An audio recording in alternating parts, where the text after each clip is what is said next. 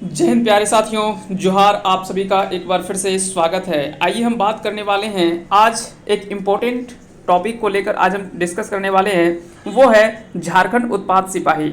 झारखंड उत्पाद सिपाही को लेकर हम बात करेंगे। सबसे पहले उसके जो भी नियमावली है उसको लेकर हम देखेंगे। सबसे पहले तो उसके बारे में हम देखेंगे, उसका प्रोसेस क्या है, सिलेक्शन प्रोसेस क्या होने वाला है, क्या उसका सिलेबस होने वाला है, कितने प्रश्न होंगे, और खोटा या तो और भी जो भी सब्जेक्ट आपको पढ़ना है रीजनल लैंग्वेज में, उसका सिलेबस जो है वो क्या है। उन सभी चीज़ों को हम एक एक करके सभी चीज़ों को देखते चलेंगे। तो झारखंड उत्पाद सिपाही, जैसे आप सभी को पता है कि ये फॉर्म पहले का ही फॉर्म था और यहाँ तक कि इसका एक एग्ज़ाम भी हो गया था, लेकिन बाद में इस जो है वो रद्द कर दिया गया था और फिर से इसका जो है वो फाइनल नोटिफिकेशन जो है वो निकाला गया है। हालांकि अभी भी इसमें कुछ कुछ चीज़ें ऐसी है जो कि विवाद का कारण बना हुआ है। जैसे आप JSSC CGL में आपने देखा होगा कि एज को लेकर जो है वो काफ़ी ज़्यादा उसमें विवाद हुआ और फाइनली जो है वो एज को बढ़ा दिया गया और फाइनली कह सकते हैं कि उसका निर्णय जो है वो हो गया है। तो उसी तरह का विवाद कहीं ना कहीं झारखंड उत्पाद सिपाही में भी आपको देखने को मिल सकता है। और पिछली बार जितने भी बच्चों ने फॉर्म इसका भरा था, अगर जिसका एज जो है इस कट ऑफ को डेट पार कर गया है, वो फॉर्म भरने के लिए एलिजिबल नहीं माना जाएगा, ऐसा इसमें दिया गया है, जिसके कारण से कई छात्र असंतुष्ट हैं। और निश्चय ही इसमें जो है वो संशोधन किया जाना चाहिए कि जो पिछले बार फॉर्म भरे, एग्ज़ाम दिए, यहाँ तक कि उसका एक सिलेक्शन का कह सकते हैं कि चांसेस भी था, और अगर किसी कारणवश अभी अगर कहीं उसका एज नहीं हो रहा है उसके अनुसार से, कट ऑफ डेट के अनुसार से, तो उसको अगर कहीं फॉर्म नहीं भरने के लिए मिल रहा है, तो ये कहीं ना कहीं खराब देख सकते हैं कि ये स्थिति जो है वो बहुत ख़राब होने वाला है वैसे छात्रों का। तो इस कारण से कहीं ना कहीं इसमें जो वो फिर से जो वो संशोधन करने की आवश्यकता जरूर है और जहां तक हमें उम्मीद है इसमें भी संशोधन जरूर किया जाएगा। जैसे आप सभी को पता है कि इसका जो फॉर्म भरने का डेट जो रखा गया है वो रखा गया है 25 फरवरी। 25 फरवरी से इसका जो है वो ऑनलाइन शुरू हो जाएगा। 25 फरवरी से इसका ऑनलाइन जो है वो भरना, फॉर्म जो है वो भराना शुरू हो जाएगा। तो देखिए इसमें हो सकता है आगे अगर कहीं इसमें किस तरह से संशोधन होता है, ये देखने वाली बात होगी। आइए सबसे पहले एक एक करके हम सभी चीज़ों को हम देखते चलेंगे। आगे जो भी इसका प्रमुख चीज़ होगा उन सभी चीज़ों को हम देख लेंगे। सबसे पहले आइए महत्वपूर्ण चीज़ों को हम थोड़ा सा पढ़ लेते हैं। कार्मिक प्रशासनिक सुधार तथा राजभाषा विभाग झारखंड सरकार के पत्र संख्या 134 दिनांक 11/1/2022 द्वारा अग्रसारित उत्पाद एवं मद्य निषेध विभाग के पत्रांक दिनांक 31/12/2021 द्वारा संसूचित उत्पाद सिपाही की रिक्तियों के विरुद्ध नियुक्ति के लिए भारत के नागरिकों से विहित प्रपत्र में झारखंड उत्पाद सिपाही प्रतियोगिता परीक्षा 2022 के लिए ऑनलाइन आवेदन आमंत्रित किए जाते हैं। उम्मीदवार विवरणिका के विभिन्न कंडिकाओं में विहित शैक्षणिक योग्यता तथा निर्धारित आयु सीमा के अंतर्गत आवेदन दे सकते हैं। ऑनलाइन आवेदन आयोग की वेबसाइट www.jssc.nic.in पर लॉगिन करके समर्पित किया जा सकता है। इसमें अगर बात करें परीक्षा शुल्क की, तो पिछला जो भरा गया था फॉर्म उसमें 1000 परीक्षा शुल्क रखा गया था, लेकिन फिलहाल इसमें जो वो संशोधन करके इसमें 100 रुपये जो है वो फी रखा गया है। इसमें खास उसके अलावा अगर बात करें SC/ST कैंडिडेट्स के लिए, तो उसको जो है वो 50 रुपये इसमें फ़ी देना है। आइए हम थोड़ा सा इसमें जो महत्वपूर्ण चीज़ है उसको हम थोड़ा सा बात करेंगे। सभी चीज़ों को हम नहीं पढ़ेंगे, जो इंपॉर्टेंट चीज़ है उन सभी चीज़ों को हम बता देंगे। और कई लोगों ने इसका नोटिफिकेशन पहले से पढ़ रखा होगा, लेकिन कुछ अगर नया चीज़ लगे तो इस वीडियो को लाइक जरूर कर दीजिएगा। साथ ही साथ अगर चैनल पे नए तो चैनल को सब्सक्राइब कर लेंगे और बेल आइकन को प्रेस कर दें, ताकि इसी तरह का नोटिफिकेशन अगर आपके पास पहुँचे तो आप आसानी से उसका लाभ उठा पाएंगे। यहाँ पे दिया हुआ झारखंड उत्पाद सिपाही प्रतियोगिता परीक्षा 2018 में सम्मिलित हुए वैसे आवेदक जो इस विज्ञापन की शर्तों तथा शैक्षणिक योग्यता, निर्धारित आयु सीमा तथा अन्य अर्हताओं के अंतर्गत आवेदन देने के पात्र होंगे, वैसे आवेदकों को पुनः आवेदन देना होगा। यानी अगर आप पिछली बार फॉर्म भरे थे 2018 में, तो वैसे आवेदक को भी अगर उसकी जो भी विज्ञापन की शर्त है, जैसे शैक्षणिक योग्यता, इसमें बोला गया कि झारखंड से आपका मैट्रिक इंटर होना चाहिए, पहला शैक्षणिक योग्यता पहला तो ये है, 10वीं पास आपका होना चाहिए। निर्धारित आयु सीमा जो रखा गया है जनरल के लिए, अगर 25 साल रखा गया तो आपका एज 25 साल ही होना चाहिए। अगर 25 साल से एक दिन भी ज़्यादा होता है तो आप इस फॉर्म को नहीं भर पाएंगे। ऐसा अभी फिलहाल के लिए इसमें रखा गया है। हालांकि इसमें देखने वाली बात होगी कि आगे इसमें संशोधन किया जाता है या नहीं किया जाता है, लेकिन कम से कम ये इसमें जरूर निर्धारित होना चाहिए कि जो पिछली बार कम से कम फॉर्म भरे थे उनको फॉर्म भरने के लिए मौका अवश्य देना चाहिए। ये सबसे महत्वपूर्ण चीज़ है। तो यहाँ पे साफ साफ लिखा हुआ है कि जब आप उस सभी के पात्र होंगे वैसे आवेदकों को पुनः आवेदन देना होगा। इसके लिए इन्हें पुनः परीक्षा शुल्क नहीं देना होगा, परीक्षा शुल्क आपको नहीं देना होगा, लेकिन फॉर्म आपको फिर से फिलअप करना होगा। परंतु उन्हें नए आवेदन पत्र में पूर्व समर्पित आवेदन का निबंधन संख्या यानी रजिस्ट्रेशन नंबर और जन्म तिथि दर्ज करना आवश्यक होगा। नए आवेदन पत्र में पूर्व समर्पित आवेदन के निबंधन संख्या एवं जन्म तिथि दर्ज नहीं करने पर परीक्षा शुल्क में छूट अनुमान्य नहीं होगा। यानी कह सकते हैं कि आप पुराना रजिस्ट्रेशन नंबर और जो भी डेट ऑफ बर्थ था वो आप डालेंगे तो आपका जो एग्जाम फी है वो नहीं लगेगा, लेकिन साथ ही साथ कंडीशन रखा गया आप इसको फुलफिल करेंगे तभी। टोटल सीटों की संख्या अगर बात करें तो 583 इसमें टोटल सीट रखा गया है। जनरल के लिए 237, अनुसूचित जनजाति के लिए 148, अनुसूचित जाति के लिए आप ये देख सकते हैं सारा चीज यहाँ पे सीट का विवरण दिया। टोटल 583 है। पिछली बार इसमें जब टोटल सीटों की संख्या 518 था, लेकिन इस बार सीटों की संख्या बढ़ा करके इसमें 583 किया गया है। आगे ही चलते हैं, अगला जो महत्वपूर्ण बात है उन सभी चीजों को हम देख लेते हैं।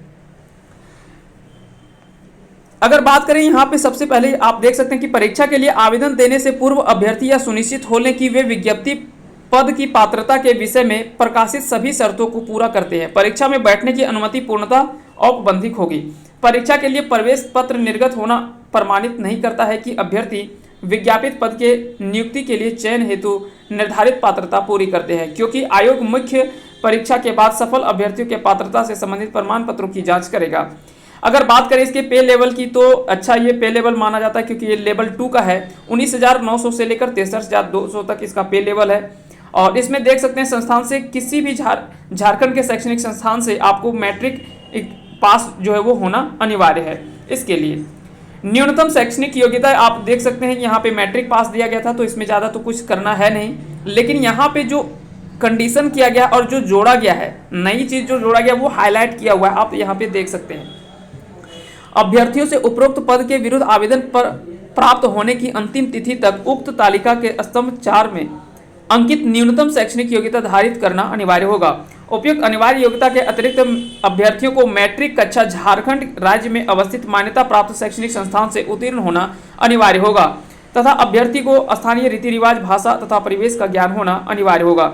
परंतु यह यहाँ के जो भी SC ST ये सब कैंडिडेट्स हैं उनके लिए यह नियम और शर्त जो वो लागू नहीं होता है, ये भी यहाँ पे क्लियर किया हुआ है। लेकिन जो जनरल OBC ये सब है, अगर वो कहीं बाहर से मैट्रिक या इंटर किए हुए हैं, यानी मैट्रिक यहाँ पे मांगा गया तो हम यहाँ 10th की बात करेंगे, अगर वो 10th एग्जाम जो वो झारखंड से नहीं किसी और स्टेट से दिए हुए हैं तो वो इस फॉर्म को नहीं भर पाएंगे।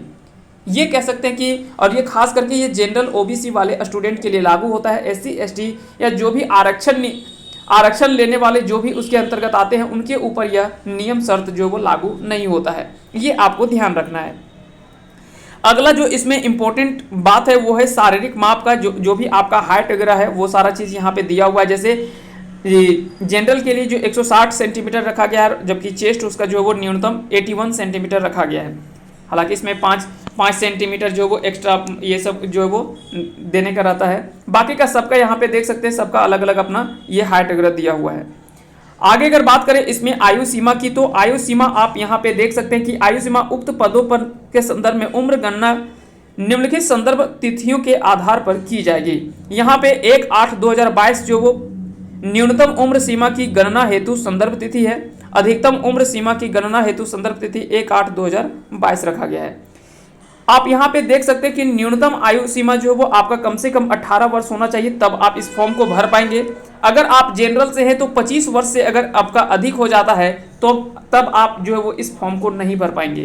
तो ये भी ध्यान रखना है कि 18 से 25 वर्ष के बीच में जनरल के लिए भर सकते हैं। OBC के लिए यहाँ पे 2 वर्षों का एक्स्ट्रा छूट दिया गया है, जबकि SC ST ये सब कैंडिडेट्स के लिए जो रखा गया है, और महिला के लिए जो रखा गया है इसमें महिला के लिए वो 28 वर्ष रखा गया है, जबकि SC ST महिला एवं पुरुष के लिए 30 वर्ष इसमें जो है वो आयु सीमा रखा गया है। साथ ही साथ यहाँ पे दिया गया कि भूतपूर्व सैनिकों को अधिकतम आयु सीमा में 5 वर्षों की अतिरिक्त छूट दी जाएगी। भूतपूर्व सैनिक होने से संबंधित प्रमाण पत्र यथा समय आयोग द्वारा मांग की जाएगी, जिसे प्रस्तुत करना अनिवार्य होगा। यदि कोई भूतपूर्व सैनिक वगैरह है तो उसको 5 वर्ष की अधिकतम सीमा जो वो छूट मिलेगा। तो यहाँ पे इस सभी चीज़ों को आप देख सकते हैं, ये सारा चीज़ यहाँ पे कंडीशन दिया हुआ है, आप इसको पूरे अच्छे से पढ़ लेंगे। जो भी जरूरी चीज़ है उन सभी चीज़ों को हम बता दे रहे हैं। इसके बाद जो इसमें सबसे इम्पोर्टेंट है शायद जो भी स्थानीय वगैरह जो भी है, जो भी जाति प्रमाण पत्र है, वो लगभग आपका जो सचिवालय का है, जो सीजीएल का आपका मांगा गया है, उसी के अकॉर्डिंग सारा चीज़ यहाँ पे लगभग रखा गया है। तो इसमें बहुत ज़्यादा डिटेल हम नहीं जाएंगे। जाति प्रमाण पत्र वगैरह भी सारा चीज़ लगभग सेम ही है, जो आपका जैसे सीजीएल में जिस तरह से मांगा गया है उसी तरह से इसमें भी लगभग जो वो रखा गया है। अब हम इसका जो सबसे इम्पोर्टेंट चीज़ है वो हम थोड़ा सा इसका देखते हैं कि कैसा इसका सिलेबस है और किस तरह से इसका जो परीक्षा का स्वरूप होने वाला है वो किस आधार पर होगा। तो सबसे पहले आप यहाँ पे देखिए परीक्षा का स्वरूप किस तरह से होगा। सबसे पहले आपका शारीरिक दक्षता परीक्षण होगा, यानी सबसे पहले आपका जो वो फिजिकल होने वाला है। सबसे पहले आपका फिजिकल होगा, उसके बाद आपका रिटेन होगा और फिर आपका मेडिकल होगा। पहले क्या था, जब 2019-20 में जब इसका एग्जाम हो रहा था तो उस टाइम क्या था कि पहले रिटेन एग्जाम लिया जा रहा था, उसके बाद इसमें जो वो फिजिकल कराना था। लेकिन अब क्या है कि हेमंत सोरेन का एक स्टेटमेंट भी आया था जो काफ़ी ज़्यादा विवाद भी बना था कि जो तार के पेड़ पे जो सबसे पहले चढ़ जाएगा उसे जो वो नौकरी दी जाएगी, या तो पहले के ज़माने में ऐसा होता था कुछ करके ये ऐसा स्टेटमेंट दिया गया था, जिसको कई लोगों ने कह सकते हैं कि नकारा भी था और कई लोगों ने लताड़ा भी था। तो उस चीज़ को आपको ध्यान रखना है, खास करके यहाँ पे जैसे बोला गया है सबसे पहले फिजिकल होगा, उसके बाद रिटेन होगा, फिर उसके बाद मेडिकल एग्जाम होगा। आइए हम देखते हैं कि सबसे पहले फिजिकल होगा तो इसमें कितनी और किस तरह के फिजिकल जो है वो इसमें लिया जाएगा। तो फिजिकल की अगर बात करें तो यहाँ पे एक एक करके हम सभी चीज़ को देख लेते हैं, उसके बाद फिर इन सभी चीज़ों को हम देखेंगे, उसके बाद हम इस सिलेबस को हम देखने वाले हैं। तो अगर बात करें फिजिकल की, अगर बात करें हम फिजिकल का, तो सबसे पहले एक एक करके सभी चीज़ों को हम देख लेते हैं, उसके बाद हम यहाँ पे देखेंगे। तो शारीरिक दक्षता आपको ये सभी याद रखना है कि शारीरिक दक्षता सबसे पहले फिजिकल होगा, यानी दौड़ होगा। दौड़ में जितने भी सफल अभ्यर्थी होंगे उसको फिर जो वो रिटेन एग्जाम में शामिल किया जाएगा, और शामिल होने वाले फिर यहाँ से जो पास करते हैं उसको फिर मेडिकल जाँच के लिए भेजा जाएगा। आइए हम एक एक करके सभी चीज़ों को हम देखते चलते हैं, उसके बाद फिर हम आगे बढ़ेंगे। यहाँ पे इन सभी चीज़ों को आप देख लेंगे, आराम से पढ़ लेंगे, उसके बाद फिर हम यहाँ पे देखते ही चलते हैं। अब आइए हम थोड़ा सा देख लेते हैं, जब आप फिजिकल क्वालिफाई कर लेते हैं, उसके बाद रिटेन एग्जाम होगा, लिखित परीक्षा होगा, और लिखित परीक्षा में जो है वो आपका 3 पेपर होने वाला है, पत्र 1, पत्र 2 और पत्र 3। पहला पेपर जो होगा वो हिंदी और इंग्लिश का, जो कि क्वालिफाइंग नेचर का होगा। हिंदी आपका 80 प्रश्न होगा और अंग्रेजी का 40 प्रश्न होगा, ये दोनों एक मिलाकर के 120 प्रश्न होंगे। इसमें आपको 30% लाना है, यानी 12 या 36, अगर 36 प्रश्न आप सही कर लेते हैं 120 में से तो आप यहाँ से क्वालिफाई कर जाएंगे। लेकिन ये याद रखेंगे 30% आपको लाना अनिवार्य है, नहीं तो आपका आगे का पेपर 2 और पेपर 3 आपका चेक ही नहीं होगा। इसलिए यहाँ पे आपको कम से कम 36 प्रश्न आपको कह सकते हैं कि आपको यहाँ पे करना पड़ेगा सही, तभी आप या अगले पेपर में जो है वो आपका जांच किया जाएगा। पेपर 2 अगर बात करें तो यहाँ पे क्षेत्रीय जनजातीय भाषा के बारे में यहाँ पे दिया हुआ है, जो आप सभी इन भाषाओं को देख सकते हैं। यहाँ से आपके कुल 100 प्रश्न पूछे जाएंगे और ये सारा ऑब्जेक्टिव प्रश्न होगा। यहाँ से 100 प्रश्न आपके पूछे जाएंगे, जो भी आप रखते हैं, उर्दू, संथाली, बंगला, मुंडारी, कुड़ू, खोरठा, नागपुरी, पंचपरगनिया, जो भी आप भाषा रखते हैं। उसके बाद पेपर 3 में अगर बात करें तो पेपर 3 ये जनरल पेपर होने वाला है आपका, और इसमें जो वो जीएस का जीके का क्वेश्चन जो होगा वो 40 क्वेश्चन, झारखंड जीके का क्वेश्चन होगा 50, और जनरल साइंस के प्रश्न 20 होंगे और 10 जो है वो मैथ के प्रश्न होंगे। टोटल 120 प्रश्न यहाँ से भी होंगे। इसके लिए भी आपको क्या कि 2 घंटे का समय दिया जाएगा, यानी 120 मिनट का टाइम दिया जाएगा। 2 घंटे में आपको 120 प्रश्नों को हल करना है। और इस याद रखेंगे पेपर 2 और पेपर 3 ये दोनों भाषाओं को दोनों पेपर को जोड़ करके पेपर 2 और पेपर 3 ये परीक्षा में न्यूनतम अर्धांक 30% होगा। न्यूनतम कम से कम इतना लाना है, और यही दोनों पेपर को जोड़ करके आपका जो वो मेधा सूची यानी जो आपका मेरिट लिस्ट बनता है वो तैयार होगा इन्हीं 2 पेपर को जोड़ करके। प्रत्येक पत्र की परीक्षा जो वो इसकी अवधि 2 घंटा रखा गया है, यानी 120 मिनट जो वो हर पेपर के लिए आपको मिलेगा। मुख्य परीक्षा का पाठ्यक्रम आपने देख लिया कि क्या क्या पढ़ना पड़ेगा, क्या क्या नहीं पढ़ना पड़ेगा। जैसे अगर बात करें सिलेबस की तो हिंदी अनुच्छेद पर आधारित 20 प्रश्न होंगे और व्याकरण से संबंधित 60 प्रश्न होंगे। उसी तरह से अंग्रेजी में 40 प्रश्न है, तो यहाँ पे अनुच्छेद यानी पैसेज से 20 प्रश्न होंगे और 20 जो वो ग्रामर, इंग्लिश ग्रामर से होगा। ये आपको क्वालिफाइंग करना है, तो इसमें बहुत ज़्यादा टफ नहीं है, इसमें ज़्यादा दिक्कत नहीं है। क्षेत्रीय भाषा में अगर बात करें जनजातीय भाषा में, तो स्पेशली हम बात करते हैं खोरठा को, क्योंकि ज़्यादातर यहाँ पे स्टूडेंट जो वो खोरठा रखने वाले छात्र हैं, तो खोरठा सिलेबस हम थोड़ा सा हाईलाइट कर देते हैं। बाकी सिलेबस आप देख लेंगे, इसका पीडीएफ हम लिंक इसका या तो पीडीएफ हम टेलीग्राम चैनल में अपलोड कर देंगे, आप वहाँ से सभी चीज़ों को देख लेंगे। खोरठा में अगर बात करें सबसे पहले गद्य भाग में, तो गद्य भाग में कहानी, एकांकी, नाटक, लघु उपन्यास, ये सारा चीज़ आपको पढ़ना है, जिसमें से खोरठा गद्य पद्य संग्रह, प्रकाशक खोरठा साहित्य संस्कृति परिषद, ये आपको पढ़ना है।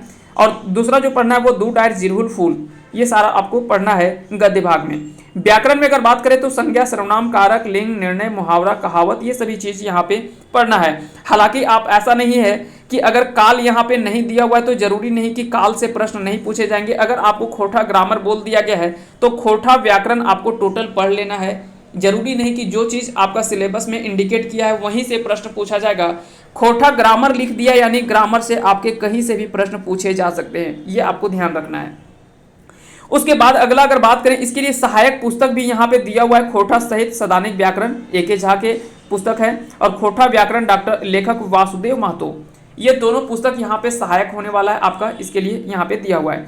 निबंध समसामयिक विषय पर जैसे सहायक ग्रंथ है खोरठा निबंध संग्रह, और संपादक मंडल है कुमार शशि, डॉक्टर विनोद कुमार और डॉक्टर बी.एन. ओहदार।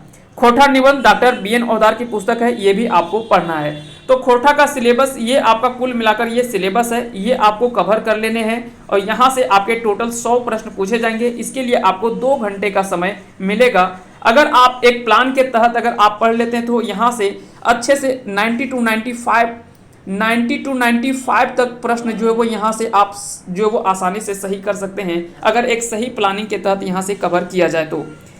और जल्दी हम इसका क्लास जो वो स्टार्ट करेंगे। अभी तो फिलहाल झारखंड सचिवालय का यानी जेएसएससी सीजीएल का क्लास चल रहा है खोरठा का, और साथ ही साथ ग्रामर दोनों में पढ़ना है। तो ग्रामर तो कॉमन पार्ट होता है, चाहे वो किसी भी एग्जाम हो। अगर ग्रामर पढ़ना है खोरठा ग्रामर तो सबके लिए कॉमन है। थोड़ा सा कहानी और जो भी ये सब दिया हुआ है ये सब थोड़ा अलग अलग पढ़ना है, तो इसको हम देख लेंगे। लेकिन खोरठा जो व्याकरण है ये आपका दोनों का कॉमन है, तो आप ये चीज़ को आप कवर कर सकते हैं आसानी से। तो ये सारा सिलेबस था, इन सभी सिलेबस को आप अच्छे से कवर कर लेंगे, और यहाँ से जो भी किसी तरह का दिक्कत होता है आप आसानी से आगे बता देंगे। और साथ ही साथ पेपर 3 का सिलेबस भी यहाँ पे सारा चीज़ वेल डिफाइंड दिया हुआ है, क्या क्या आपको पढ़ने हैं क्या नहीं पढ़ने हैं, तो ये सभी चीज़ों को आप ध्यान रखेंगे।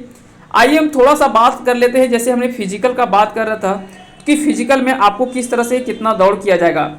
तो यहाँ पे दिया हुआ कि मात्र पुरुष अभ्यर्थियों के सीने की माप की जाएगी, अभ्यर्थियों के शारीरिक माप कंडिका 6 के अनुरूप। जैसे पुरुषों के लिए 10 किलोमीटर दौड़ है, 1 घंटे में 60 मिनट आपको मिलेगा, और आपको 10 किलोमीटर इसके लिए दौड़ना है, तो 60 मिनट का टाइम मिलेगा आपको 10 किलोमीटर दौड़ना है। और महिलाओं के लिए 5 किलोमीटर 40 मिनट में। शारीरिक दक्षता परीक्षण के प्रपत्र के रूप में विवरणिका के साथ संलग्न है, ये आपका देख लेंगे। उसके बाद जो वो आपका मेडिकल जांच होगा। तो सबसे पहले आपका फिजिकल यानी दौड़ हो जाएगा, 10 किलोमीटर आपको दौड़ना है 60 मिनट में पुरुष के लिए, और मेल के लिए जो वो 40 मिनट का टाइम दिया है।